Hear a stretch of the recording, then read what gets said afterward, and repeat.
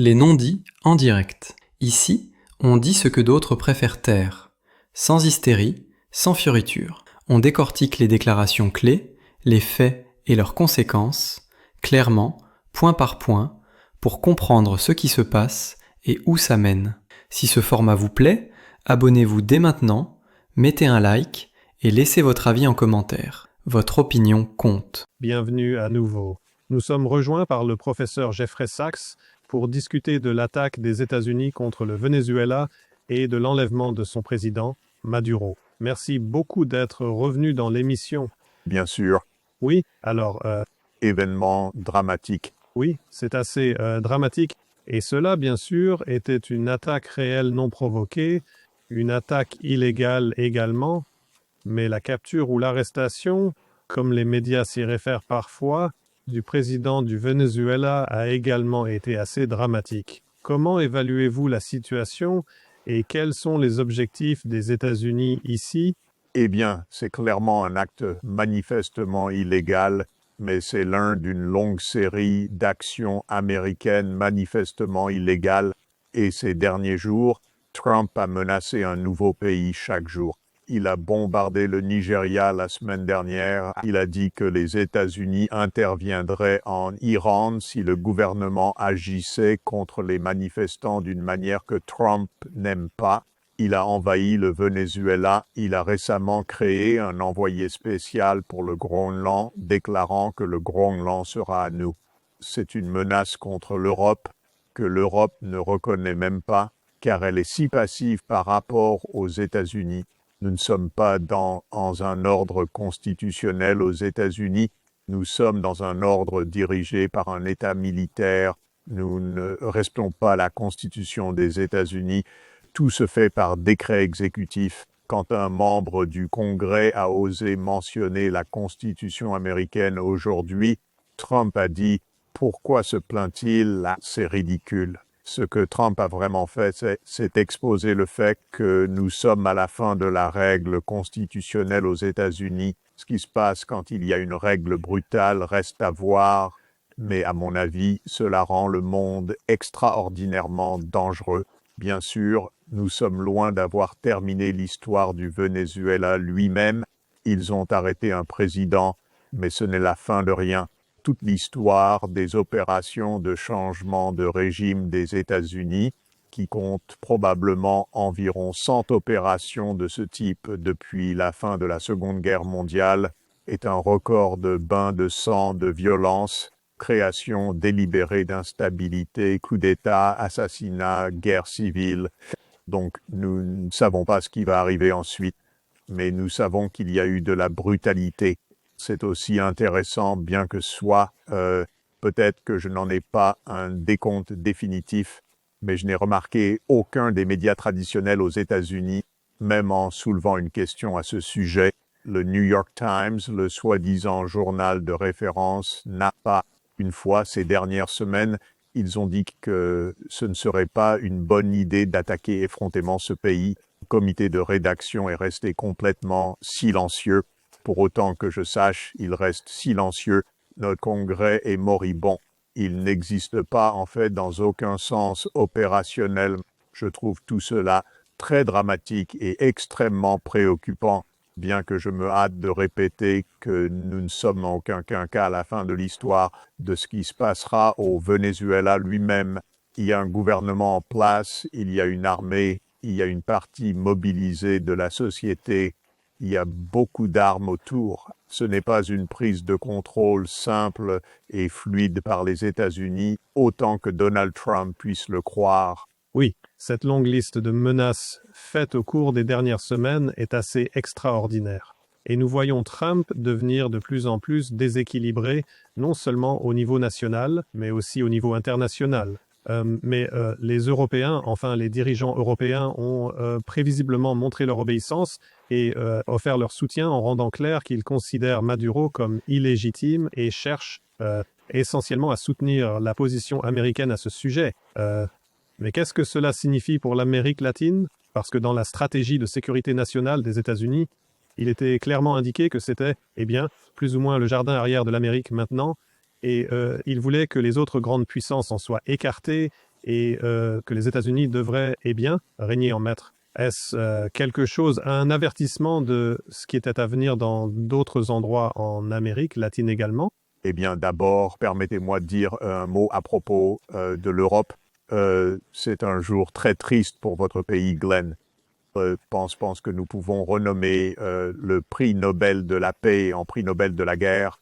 Il a été attribué à une personne cette année qui a appelé exactement à ce qui est passé aujourd'hui, qui a appelé à une frappe militaire par les États-Unis sur le Venezuela. C'est arrivé.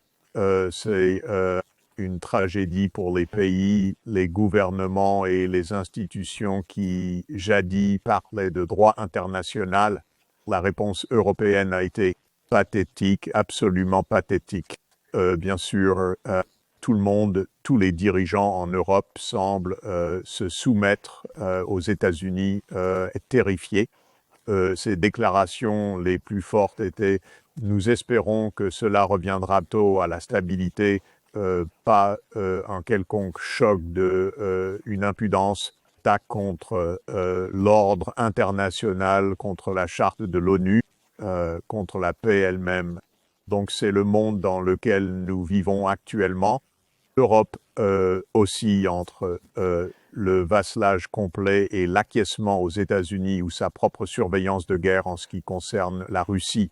Il ne semble y avoir ni diplomatie, ni paix, ni attachement au multilatéralisme ou à la charte de l'ONU. On ne le voit nulle part.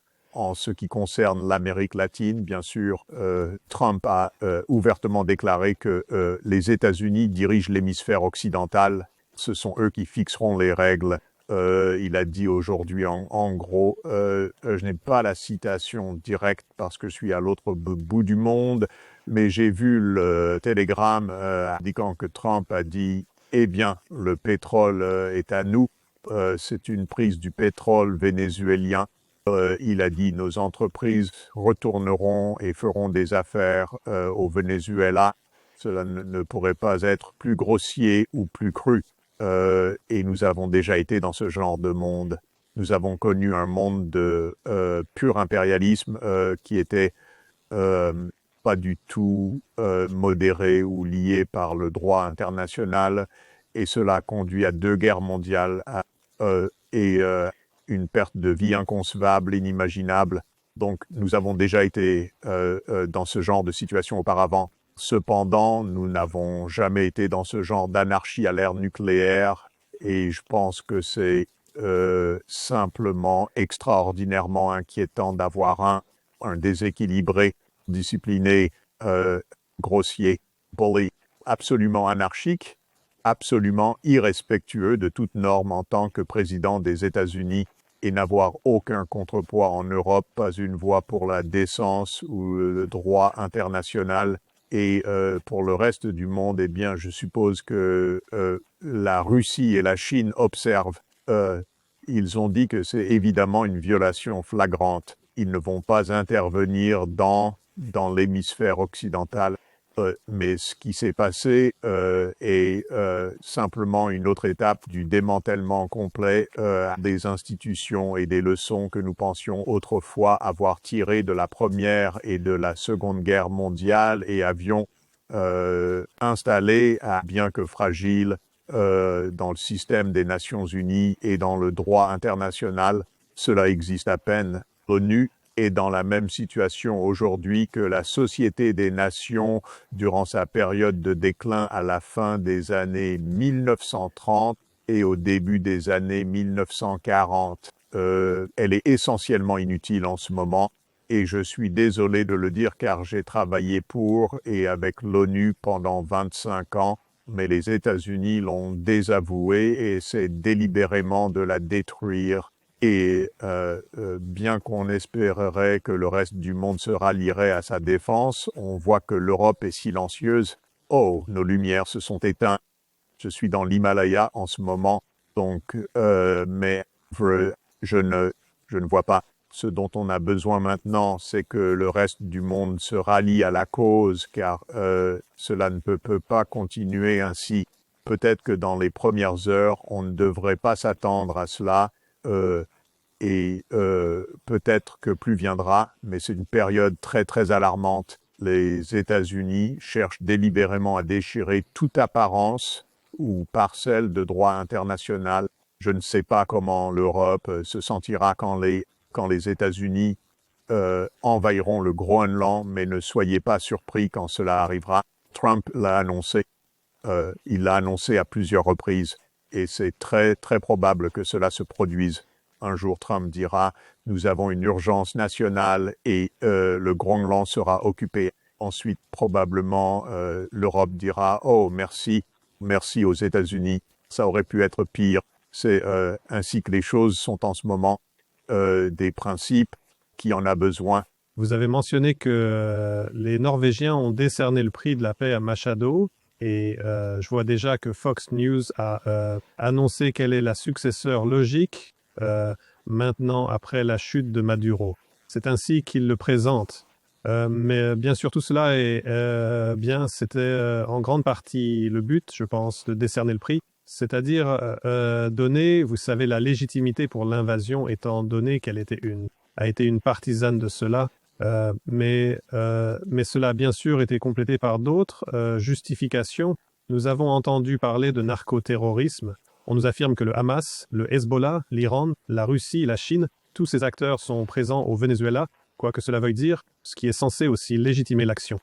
Et bien sûr, Trump a dit que c'est notre pétrole et que nous le voulons de retour. Donc avec tout cela, différentes justifications, vous savez, aucune d'entre elles n'est très convaincante. Et en ce qui concerne la tentative de mettre Machado en place, comme vous l'avez suggéré, il ne semble pas que les États-Unis, le jeu n'est pas encore terminé. L'idée qu'ils peuvent simplement kidnapper Maduro et ensuite Washington peut élire le nouveau dirigeant, cela ne semble pas fonctionner de cette manière, mais voyez-vous, quelle est la probabilité que les États-Unis puissent essentiellement briser le gouvernement vénézuélien maintenant que le président a été pris? Permettez-moi de dire quelques mots. Tout d'abord, toutes les diverses explications qui ont été données sont bla bla bla bla bla, ce qui signifie qu'elles sont n'importe quelle blague ou improvisation que les États-Unis veulent utiliser pour le moment.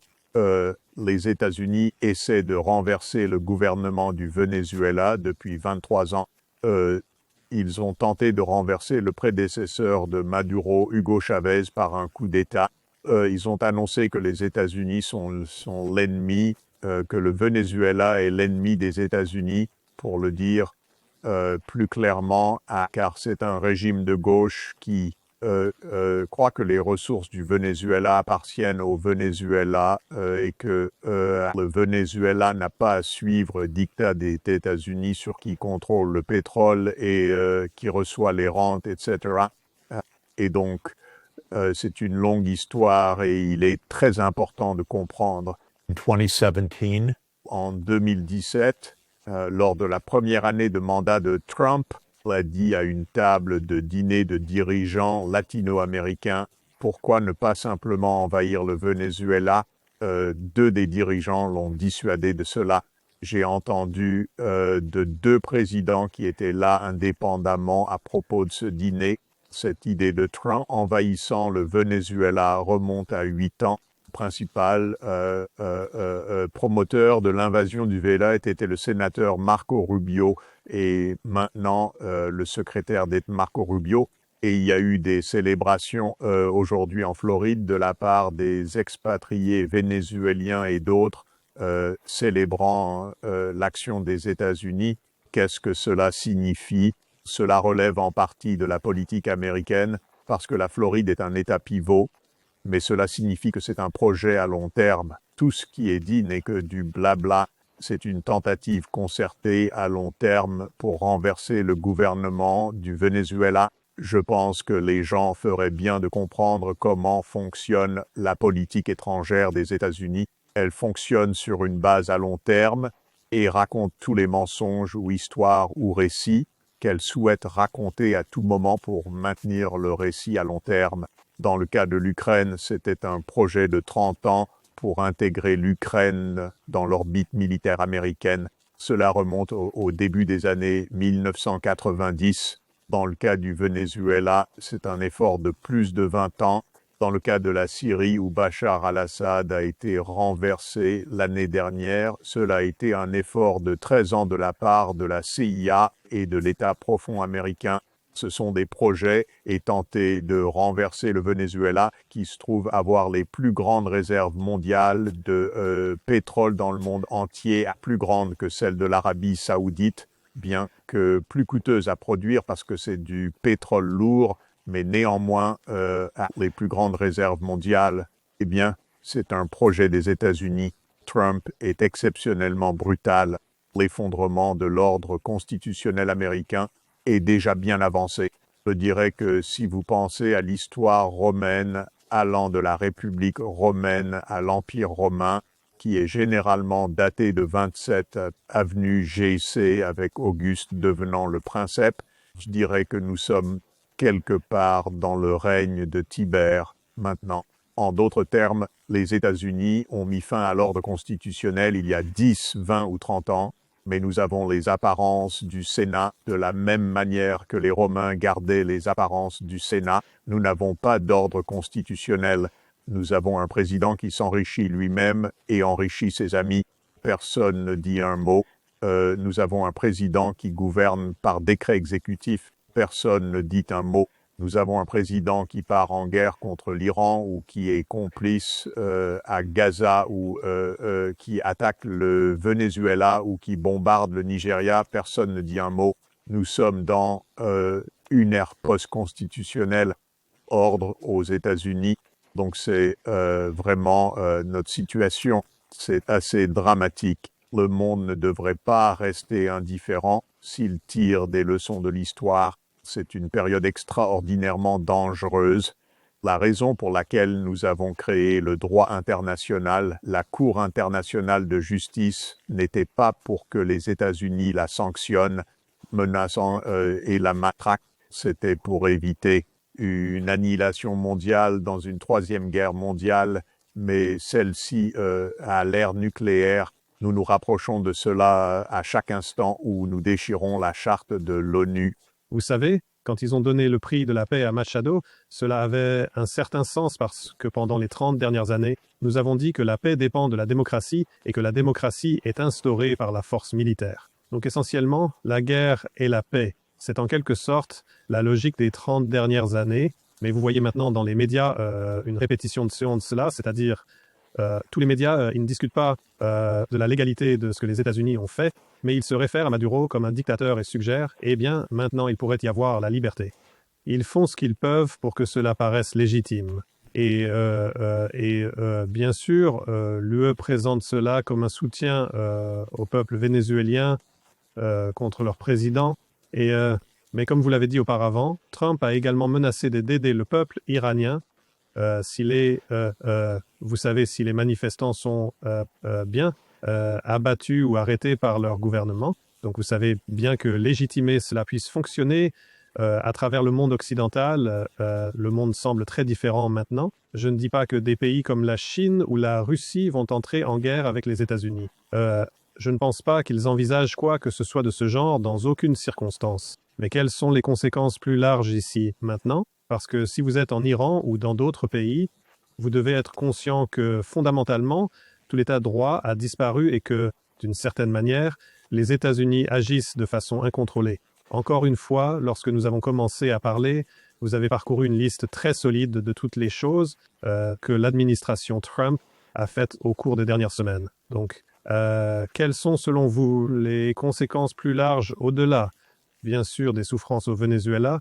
Eh bien, la première chose que je dirais d'ailleurs, c'est que l'idée que la démocratie et paix est un conte de fées qui a été réfuté il y a 2300 ans et de nombreuses fois depuis lors. Athènes était la démocratie de son époque et elle était totalement impérialiste, faisant la guerre, détruisant d'autres cités-États. Elle a finalement, d'une certaine manière, commis son propre suicide par une aventure extravagante pour conquérir Syracuse, une cité-État en Sicile qui, lorsqu'elle a échoué, l'a laissé exposer à une défaite finale par Sparte en 404 avant GC. Ici, Au XIXe siècle, la grande démocratie était la Grande-Bretagne, certainement le pays le plus violent du XIXe siècle, pays qui a attaqué presque tout le monde dans le monde. Au XXe siècle, les États-Unis, surtout dans la seconde moitié du XXe siècle, lorsque les États-Unis sont devenus l'hégémonie mondiale ou l'hégémonie mondiale potentielle, remplaçant la Grande-Bretagne, les États-Unis ont certainement été le pays le plus violent du monde. Environ 100 opérations de changement de régime, guerre choisie, guerre perpétuelle, tout sur n'importe quel récit, n'importe quel mensonge, n'importe quelle histoire que les États-Unis voulaient, pour de nombreuses raisons, que ce soit des ressources ou une simple conquête ou des campagnes idéologiques, mais cela a été la guerre. Donc l'idée que la démocratie est paix est une idée orwellienne. La démocratie, par ses gémons principaux, que ce soit Athènes ou la Grande-Bretagne ou les États-Unis, a signifié la guerre presque sans arrêt. Maintenant, l'Iran est un projet, comme le Venezuela est un projet, comme la Syrie est un projet. Les États-Unis interviennent en Iran depuis longtemps, depuis 1953, lorsqu'ils ont renversé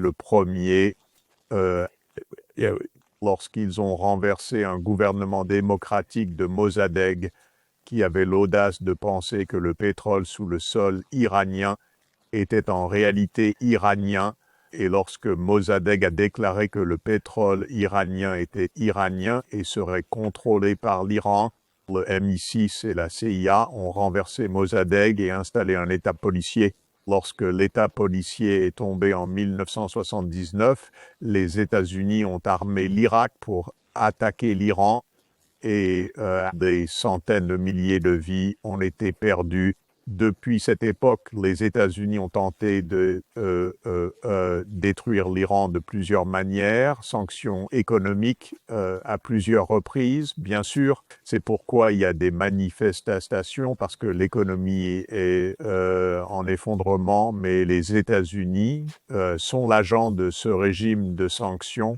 Lorsque l'Iran a négocié un accord pour montrer absolument que son programme nucléaire était freiné, Trump a dit non, nous écraserons le régime à la place. Tout cela est à la demande du lobby sioniste aux États-Unis et en Israël dans ce cas. Donc c'est un autre projet. Il rit probablement, oh, regardez, nous sommes très, très proches en ce moment. Nous devrions comprendre que les manifestations en Iran font partie du scénario. Je ne dis pas que les gens ne manifestent pas. Je dis que les États-Unis se sont donné beaucoup de mal pour écraser l'économie iranienne et pour écraser le régime. Et la semaine dernière, Trump a rendu tout cela très, très clair. Donc nous pouvons, je pense, nous attendre bientôt à des bombardements israéliens ou peut-être des bombardements américano-israéliens bientôt ou à une autre opération de la CIA. Dieu seul le sait, mais je disais que pour le monde, c'est alarmant. Ce n'est pas quelque chose à simplement accepter. Je ne pense pas, même si, comme je l'ai dit, l'ONU est vraiment dysfonctionnelle en ce moment. Elle ne devrait pas être autorisée à mourir. Elle doit être ramenée à la vie et pendant que les États-Unis ne feront pas cela, le reste du monde, peut-être le reste du monde à l'exception de l'Europe, donc laissez de côté l'alliance occidentale, dite, vous avez 85% du monde qui ne devrait vraiment pas vouloir ce genre de banditisme. Bien sûr, en tant qu'Américain, je ne veux pas ce genre de banditisme, mais personne ne demande plus rien au peuple américain. Tout cela est un État militaire dans lequel nous sommes, qui est extra-constitutionnel. Eh bien, il semble que le succès de l'attaque américaine contre le Venezuela dépendra en grande partie de la rapidité avec laquelle ils pourront le faire. S'ils parviennent à renverser le gouvernement, et vous savez, à réaliser cela d'ici la fin du week-end, alors ce serait une cible facile, juste, vous savez, nous sommes intervenus, nous avons montré notre force, et maintenant, nous avons tout leur pétrole. Mais si cela traîne en longueur, cela pourrait être profondément problématique. Oui. Comment voyez-vous cela affecter la base de Donald Trump? Parce qu'il semble que les gens du mouvement America First sont déjà assez divisés avec les Vous savez, les gens essentiellement alignés avec les idées de Tucker Carlson voient cela comme étant, vous savez, une violation du mandat de Trump, ce pourquoi ils ont voté. Je pense que vous avez tout à fait raison. Ce qui déterminera le verdict, c'est ce qui se passera dans les jours, semaines et mois à venir. Mon hypothèse à ce sujet, et je souligne hypothèse, est que rien ne se passera sans encombre. Nous avons une longue histoire d'opérations de changement de régime. Parfois, elles réussissent. Celle-ci n'a même pas encore réussi. Cela a été une décapitation d'un président et de sa femme, non du régime. Et il est en réalité difficile de voir comment le régime est renversé par cela en soi. Mais c'est possible que quelque chose de plus se produise. Je suis sûr qu'il y a des plans et des idées, mais l'histoire de ces opérations montre qu'elles ont suivi de longues périodes de troubles, de coups d'État, d'instabilité, d'insurrection, de guerre civile. Et je pense que c'est tout à fait possible que cela se produise au Venezuela. Il y a un très bon livre que tout le monde qui veut comprendre la politique étrangère américaine devrait lire, titulé Covert Regime Change par Lindsay O'Rourke, qui était doctorante de John Mearsheimer et a écrit sa thèse sur les 64 opérations de changement de régime clandestine qui ont eu lieu entre 1947 et 1989. D'ailleurs, changement de régime clandestin est un peu un oxymore. Quand le régime est changé, vous savez qui l'a fait. Ce que clandestin signifie, c'est que les États-Unis mentent à ce sujet. Donc ce n'est pas qu'on ignore qui l'a fait, mais que les États-Unis mentent à ce sujet. Donc vous pourriez dire 64 opérations de changement de régime dans lesquelles les États-Unis ont menti. Maintenant, elles documentent ce qui se passe. Beaucoup d'entre elles ont échoué à réaliser un changement de régime. Peut-être ont-elles assassiné un leader, mais n'ont pas changé le régime. Beaucoup ont changé le régime, mais parmi celles qui ont changé le régime, la plupart ont sombré dans une instabilité prolongée. Il y a très peu de cas où le but politique des États-Unis a été servi par ce qui s'est passé. Même si vous n'acceptez pas le but politique des États-Unis comme légitime, juste pour poser la question, les États-Unis ont-ils atteint leurs objectifs? La réponse est très, très rarement. Et je pense que dans le cas du Venezuela, il est peu probable que les États-Unis atteignent leurs objectifs, même, et je n'accepte pas les objectifs, mais même si l'on acceptait les objectifs de changement de régime, l'idée que cela conduira à une démocratie pro-américaine dans laquelle Chevron et ExxonMobil prospéreront, eh bien c'est l'objectif de Trump, mais je pense qu'il est peu probable qu'il soit réalisé. Je ne peux m'empêcher de penser que une partie du problème ici est que les États-Unis ne peuvent plus vraiment rivaliser avec la Chine. Et lorsque la nouvelle stratégie de sécurité nationale des États-Unis vise essentiellement à restaurer cette nouvelle version impérialiste de la doctrine Monroe, elle est clairement dirigée contre la Chine. Ils s'inquiètent du fait que la Chine est le principal partenaire commercial de la plupart, sinon de tous, les pays d'Amérique latine. Alors comment vous attendez-vous à ce que réagissent les différents dirigeants mondiaux? Je sais que les Chinois et surtout les Russes ont exprimé de très fortes condamnations, mais voyez-vous cela prendre une direction dangereuse? Eh bien, cela prend certainement une direction dangereuse chaque fois qu'il y a une attaque violente des États-Unis contre un autre pays. Cela peut avoir de nombreux effets de ricochet profonds. Donc, c'est bien sûr dangereux. Je ne pense pas que la Russie ou la Chine, comme vous l'avez justement dit, interviendront directement ou défieront les États-Unis militairement sur ce point, bien que je pense qu'ils le feront. Ils condamneront fermement cela au regard de la Charte des Nations Unies. Si cela est suivi par des violences au Venezuela et par une attaque d'Israël contre l'Iran, alors nous nous dirigeons vraiment vers une explosion totale potentielle. L'explosion est catastrophe. L'Iran, bien sûr, serait bien plus dangereux et déstabilisant que cette attaque contre le Venezuela, qui est déjà suffisamment mauvaise. Mais si Israël prend cela maintenant comme prétexte, et je pense qu'il est très probable qu'il le fasse comme signal pour une attaque contre l'Iran, je pense que nous nous dirigeons vers toutes sortes de conséquences très très graves et imprévisibles. L'Iran lui-même n'est pas une proie facile et le Venezuela pourrait bien se révéler également coriace, mais l'Iran est bien plus fort et capable d'infliger bien plus de dégâts avec des alliés qui peuvent infliger encore bien plus de dégâts. Donc c'est extrêmement dangereux. Ce genre de brutalité a un effet de contagion. L'anarchie totale des États-Unis, le déchirement de la Charte des Nations Unies par les États-Unis conduit pas à de bons résultats, à moins que le reste du monde ne comprenne à quel point c'est dangereux.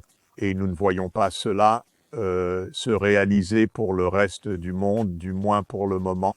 Oui, je vois que un leader européen éminent a récemment tweeté maintenant qu'il s'inquiète du discours parce que lorsque Washington dit que le pétrole volé doit être restitué, c'est trop similaire à ce que dit Caracas. Donc, plus ou moins ce qui semble déranger les dirigeants européens, c'est que Trump ne suit pas le scénario. Il suffit de dire, vous savez, démocratie, liberté, et puis pour certains, oui alors cela deviendra légitime. Mais en faisant référence au pétrole, ça ne le sera pas. Mais juste une dernière question très brève.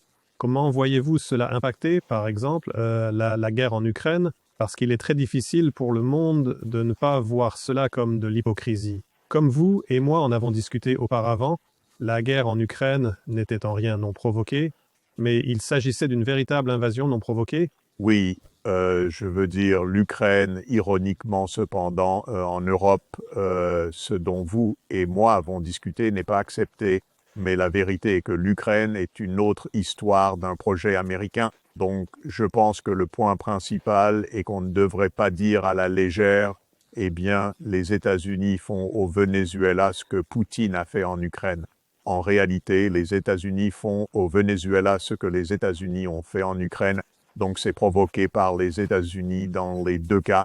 Ce sont tous les deux des projets des États-Unis et j'espère que les gens pourront comprendre comment fonctionne la politique étrangère des États-Unis et ce que signifie réellement un État industriel militaire, ce que signifie un complexe industriel militaire sans limite constitutionnelle, ce que la CIA signifie dans de telles opérations. S'il le faisait, il comprendrait que lorsque nous regardons l'Ukraine et le Venezuela, nous observons le même phénomène en tant que projet à long terme du prétendu hégémon mondial réalisé de différentes manières. Maintenant, je pense, Trump peut-être a l'idée, peut-être que les Amériques sont à nous, le Moyen-Orient est à nous, l'Afrique, nous n'en voulons pas. L'Ukraine, eh bien, c'est à la Russie.